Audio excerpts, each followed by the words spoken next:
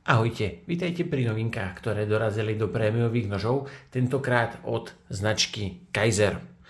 Začnem hneď touto novinkou, ktorá má názov Hawk a hneď pri vybalovaní som si povedal, že to je v celku zaujímavý dizajn a trochu mi to pripomenulo staršie kolaborácie medzi Kizerom a Ishamom.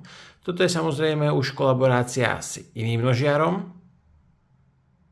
A druhá vec, ktorá ma zaujala, bola tá rúčka, pretože na prvý dobrý dotyk som si nebol istý, aký to je materiál. Pôvodne som si myslel, že to je hliník. Neskôr, keď som si to letmo ošahal, tak som si myslel, že to je G10, hlavne keď som videl schovaný liner lock a o to prekvapenejší som bol, keď som zistil, že to je titán.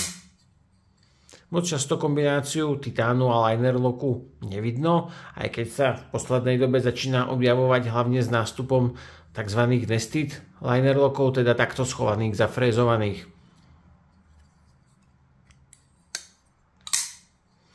Okrem teda titánovej konštrukcie s liner lockom máme to doplnené o čepielku z materiálu M390,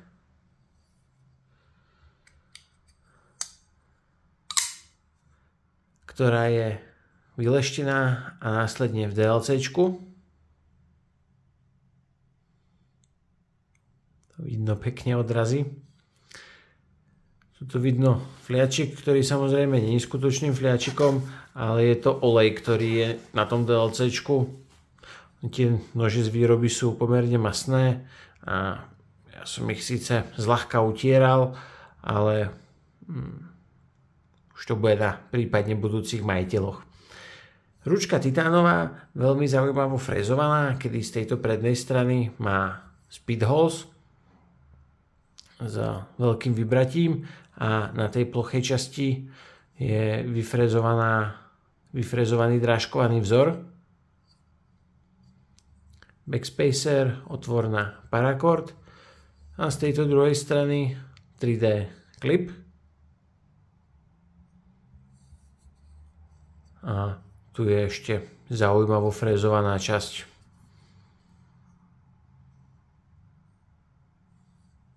DLC-čkový pivot kolárik, ktorý korešponduje s DLC-čkom na čepeli.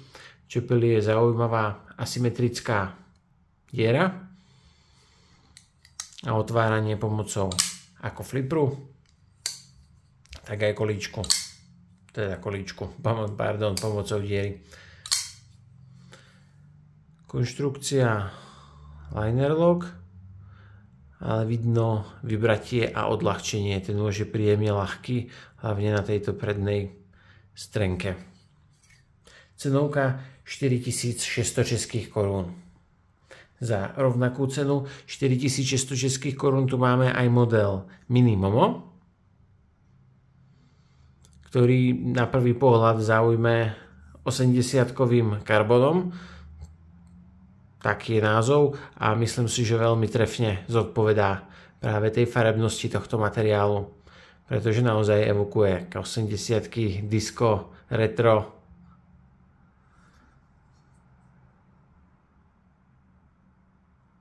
Je to veľmi pekný materiál. Určite by som si ho vedel predstaviť na nejakom noži. Čo sa týka nožíka samotného, čepielka má veľmi podobný finish ako na predchádzajúcom modeli, teda vyleštené DLCčko. Materiál čepielky ale teraz iný, S35VN.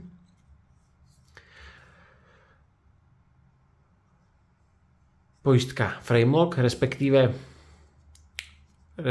nested framelock, pretože je čiastočne schovaná pod bolstrom, alebo schovaný pod bolstrom. Otváranie pomocou palcového flipra. Vďaka tomu, že tá čepel jazdí sama na tých ložiskách, tak to otváranie je naozaj veľmi príjemné a netreba na ňo až tak veľa tréningu. Masívny titánový bolster.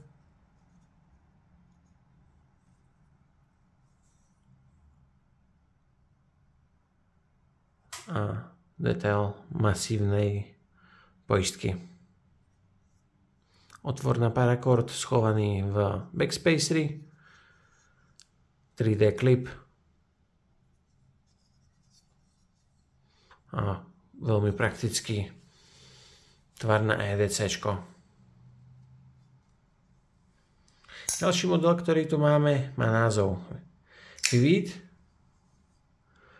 a podobne ako predchádzajúce modely má taktiež vyleštené DLCčko na čepeli, taktiež materiál S45VN, pardon, v predchádzajúcom kúsku to bolo S35VN, tuto máme 45VN,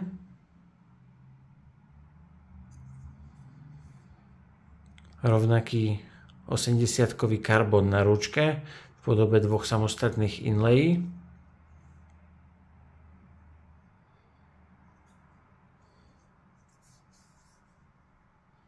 Z jednej z druhej strany, taktiež tu máme 3D klip, backspacer,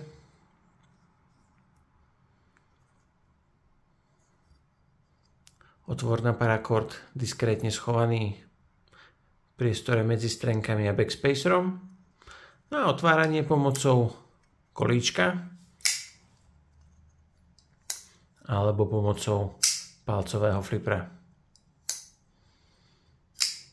Cenovka modelu Vivid v tomto prevedení je 4000 českých korún a prípadne je možnosť získať ho aj o 200 lacnejšie v tomto prevedení bez čiernenia. Tentokrát je materiál čepele Zvír PM. Zvír. Priznám sa, že to je materiál čepele, o ktorom som zatiaľ moc nepočul, ale predpokladám, že to bude slušný materiál. Predpokladám, že výrobca by mal vedieť, čo robí a teda by som si nejaké veľké starosti asi nerobil. Veľmi pekná je kombinácia zlatého karbonu so zlatým kolíkom na otváranie, ktorá pôsobí takým výrazne elegantnejším dojmom než práve tá 80-ková v úvodzovkách diskofarba.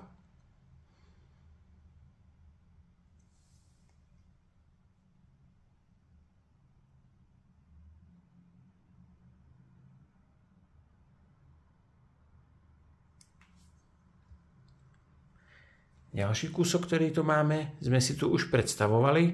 Jedná sa o model Dropbeer. Dokonca si myslím, že sme si ho predstavovali aj v tejto farbe. Tentokrát ale dostal novú oceľ LC200N, čo je ultranerezová oceľ, ktorú používa napríklad Spyderco.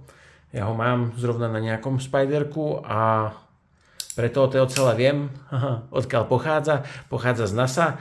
Je to oceľ, ktorá má vysokú odolnosť voči korózii, voči ďalším veciam a NASA ju používa na ložiská vo vesmírnom programe. Spyderco, a teda nielen Spyderco, už aj Kaiser ju používa na materiál čepelí, čo dáva zmysel, pretože, ako som vravel, je extrémne odolná voči korózii a taktiež má veľmi dobré vlastnosti pre použitie v nožiarskom priemysle. Za mňa paráda. Pokiaľ by ste chceli mať takýto kúsok s vesmírnou oceľou, ako je ja v úvodzovkách hovorím, tak to stojí 3900 českých korún. Čo sa týka toho dizajnu Dropbeeru, je to taký veľmi štandardný a pracovný a veľmi jednoduchý tvar noža. Ja ho mám veľmi rád a sám mám veľmi podobnú variáciu na tento tvar. Toto je nôž Benchmade Bugout, ktorý dizajnovo je veľmi podobný, tým, že je ale teda vyrobený v USA, tak tá cenovka je samozrejme výrazne vyššia, ale ten tvar naozaj veľmi jednoduchý, veľmi esenciálny tvar noža sa podľa mňa veľmi dobre hodí na EDC, v tomto prípade doplnený aj o 3D klip a titánový snowflake vzor na ručke. Prípadne tu máme model Dropbeer aj v takomto viac lacnejšom, ale aj významne odľahčenom, hmotnostne prevedení. Dropbeer v dreve a materiály čepielky nitrové vyjde na 1900 českých korún, ale zábava s cvakaním je úplne rovnaká ako pri tom drahšom modele.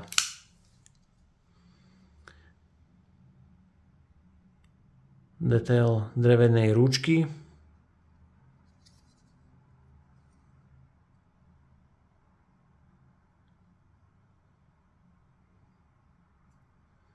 Ja osobne nie som úplne fanúšik drevených ručiek, ale toto vyzerá veľmi dobre. No a posledný kúsok, ktorý tu máme, je model Assassin, ktorý tiež je svojím spôsobom variáciou na tento veľmi jednoduchý esenciálny tvar zatváracieho noža, aj keď je tu niekoľko drobných rozdielov, hlavne v materiáli ručke. Toto je G10 laminovaná s karbonom. Dáva to tomu taký dramatický zjav, techno.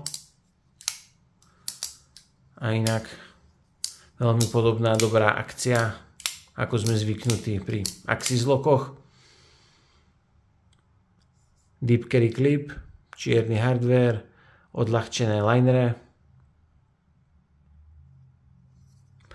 a veľmi priaznivá cenovka 1900 českých korún. Ahojte.